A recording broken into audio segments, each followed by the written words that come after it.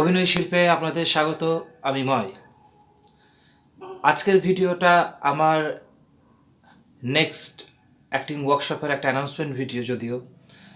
তো আর এটা কলকাতায় হচ্ছে না, এটা একটা রেসিডেন্সিয়াল অ্যাক্টিং ওয়ার্কশপ 3 days, এবং সেটা লোকেশন হচ্ছে দুর্গাপুর, অর্থাৎ আমার বাড়িতে।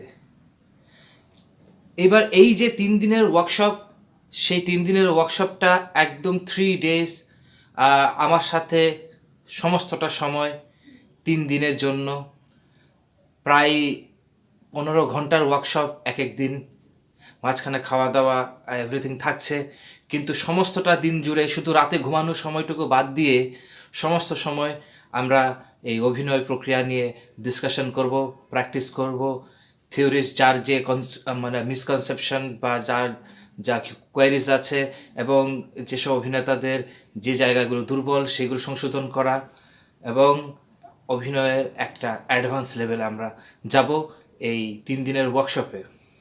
আরেকটা জিনিস, ফার্স্ট ডে ওয়ার্কশপ বিকেলে, অর্থাৎ 15 মানে বুধবার, ফার্স্ট ডেতে বিকেলের দিকে একটা ছোট্ট শর্ট ফিল্মের শ্যুট আছে আমার। ফলে যারা ওয়ার্কশপ অ্যাটেন্ড করতে আসছেন তারা মানে একটা প্র্যাকটিক্যাল ডেমনস্ট্রেশন দেখতে পাবেন। একটা শর্ট ফিল্ম শ্যুটিং, আর্টিস্ট দুটো অ্যাক্টর নিয়ে একটা গল্প, ছোট একটা গল্প। ওয়েডনেসডে বিকেলবেলা মানে ফার্স্ট ডে ওয়ার্কশপে একটা শ্যুটিং আছে, আপনারা সেই শ্যুটিংটা চোখের সামনে দেখতে পাবেন। অ্যাক্টার্সদের কোথায় কোথায় সমস্যা হয়, কীভাবে কী কী পরিস্থিতির মধ্যে পড়তে হয়, তো সেটা একটা গ্লান্স আপনারা পাবেন। আমার প্রোডাকশন খুব ছোট, বাট কাজটা প্রফেশনালি আমি করি।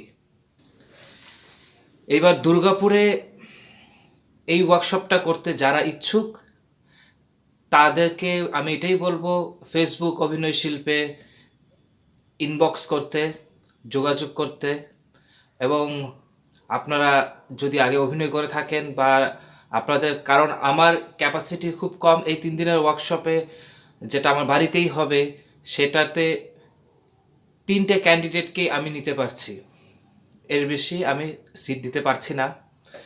তো এই 3টে ক্যান্ডিডেটকে আমি সিলেক্ট করব অবভিয়াসলি, যে অন দ্য বেসিস কি আপনারা যখন ইনবক্সে যোগাযোগ করবেন আপনারা 1 মিনিটের একটা ভিডিও, নিজের অভিনয়ের একটা ক্লিপ আমাকে ইনবক্স করবেন অভিনয় শিল্প ফেসবুক অ্যাকাউন্টে, এবং আমি 3 জনকে অ্যাকসেপ্ট করতে পারবো।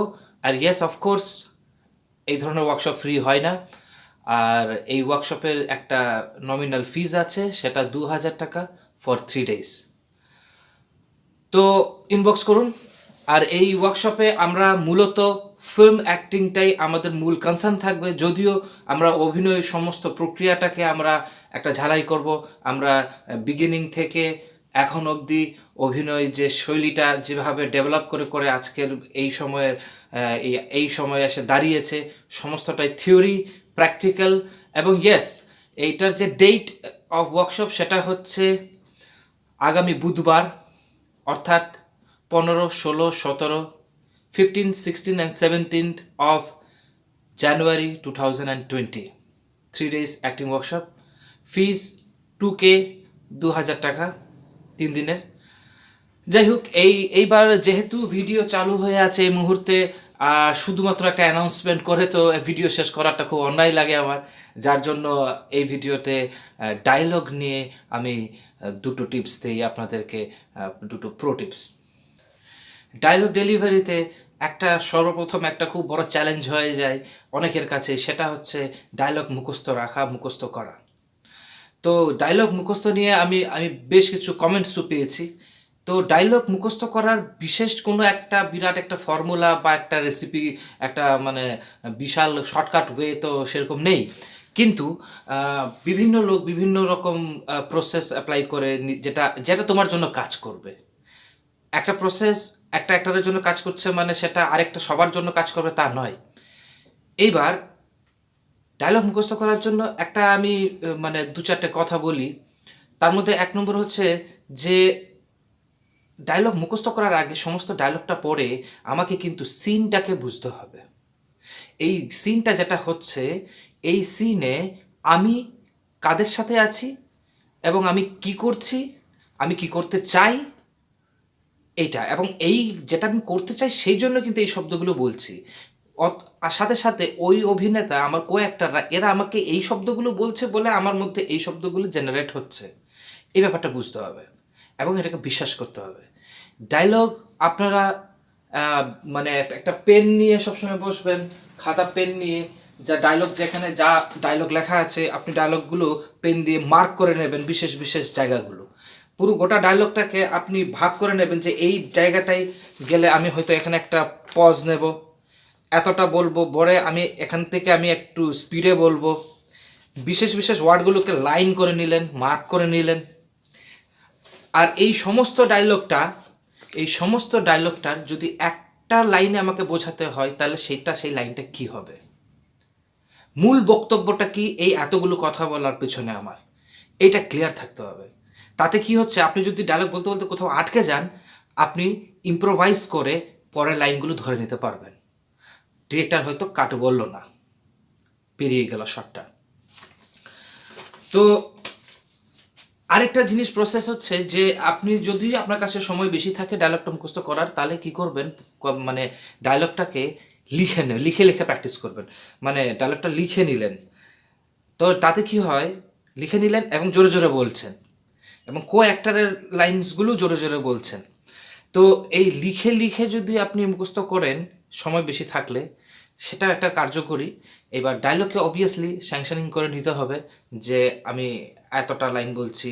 এবার আরেকটা জিনিস, ডায়লগের যে লাইন্সগুলো আছে সেই লাইন্সের যে ভিজুয়াল ইমেজ, সেটাকে মাথায় রাখবেন।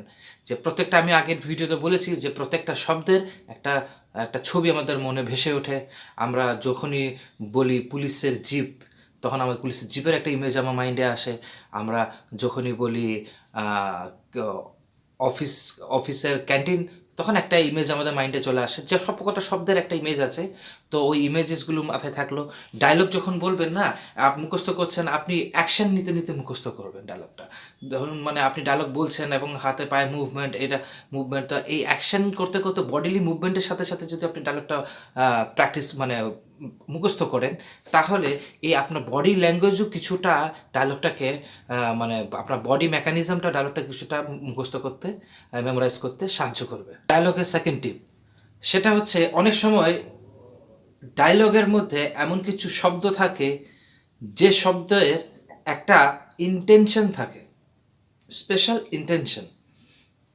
সেটাকে অ্যাজ অ্যান অ্যাক্টর আপনাদেরকে ক্যাচ করতে হবে যে এই যে শব্দটা ব্যবহার করা হচ্ছে, এই শব্দটা দিয়ে কি আমি ওকে বার খাওয়াচ্ছি, ওকে একটু মানে ওকে একটু তোষামোদ করে দিচ্ছি, বার খাওয়াচ্ছি, যাতে আমার ওই উদ্দেশ্যটা সাধন হয়, না এই শব্দটা যে ডায়লগ স্ক্রিপ্ট রাইটার লিখেছে, তো এই শব্দটা দিয়ে আমি ওকে কোনোভাবে ইনসাল্ট করছি, এই শব্দটা দিয়ে কি আমি ওকে পটাচ্ছি, বা এই শব্দটা খেলে একটা সেন্টু খেয়ে যাবে।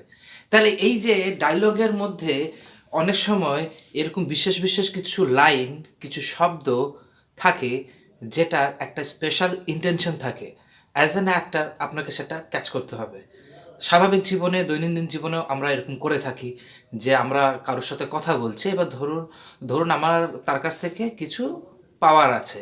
এইবার আমি জানি আমি অনেক কটা কথা বলছি, আমি পুরো গড় গড় গড় গড় 10-12 লাইন কথা বলছি, কথা বলতে বলতে আমি জানি এই শব্দটা যদি আমি একবার বলে দেই মাঝখানে, ও একটা সেন্টু খেয়ে যাবে, একটা সেন্টিমেন্টাল হয়ে যাবে, এবং he will be in my court. তো সেইভাবেই আমরা অ্যাজ অ্যান অ্যাক্টার, আমরা যখন অভিনয় করছি, তখনও আমাদের স্ক্রিপ্টের মধ্যে, আমাদের ডায়লগের মধ্যে যে বিশেষ বিশেষ কিছু শব্দ, হয়তো এই কথাটা বললে ওর ঝাট্টা চলে যাবে, আমি জানি বাংলাটা ভালো না তো হয়তো এই শব্দটা বললে ঝাট্টা চলে যাবে, এবং এটাই আমার ইন্টেনশন। হয়তো এই শব্দটা বললে ও ইমোশনাল হয়ে যাবে, হয়তো এই শব্দটা বললে ও ইনসাল্টেড ফিল করবে, এবং সেটাই আমার আনন্দ। তো ক্যারেক্টারের ইন্টেনশনটা অনেক সময় দেখবেন, ডায়লগ রাইটার, একটা স্ক্রিপ্ট রাইটার, সে যখন ডায়লগ লেখে তখন সে কিন্তু ওটাকে আরও ড্রামাটিক করার জন্যই লেখা হয়। তো ফলে সে যে শব্দগুলো লিখছে সে ভেবে চিনতে কিন্তু লেখে। এবং আপনাদেরকে অ্যাজ অ্যান অ্যাক্টার, এই যে আপনার স্ক্রিপ্টের মধ্যে যে ডায়লগ আছে, শুধু সে ডায়লগটা মুখস্থ করলাম, সুন্দর বলে দিলাম, তাতে কিন্তু আপনার পারফরমেন্স খুব লোকের নজর কাড়বে না। আপনার পারফরমেন্স তখন নজর কাড়বে যখন আপনার পারফরমেন্সের মধ্যে কোথাও একটা ট্রুথ আছে, একটা সত্য আছে। সেইভাবেই যখনই এটা কিন্তু নয় যে আপনি সব ডায়লগেই আপনি বিরাট এরকম ইনটেনশন বা বিরাট এরকম স্পেশাল ওয়ার্ডস পাবেন। কিন্তু অনেক সময় বিশেষ, বিশেষ ডায়লগে বিশেষ, বিশেষ শব্দ ব্যবহার করে আমাদের জীবনেও আমরা তাই করি অনেক সময়, যে একেকটা লাইন, একেকটা ওয়ার্ড আমরা অনেক কটা কথার মাঝখানে ঢুকিয়ে দেই, যেটাতে একটা অন্যরকম ইনটেনশন ক্রিয়েট করে। এইটুকুনই বলার ছিল।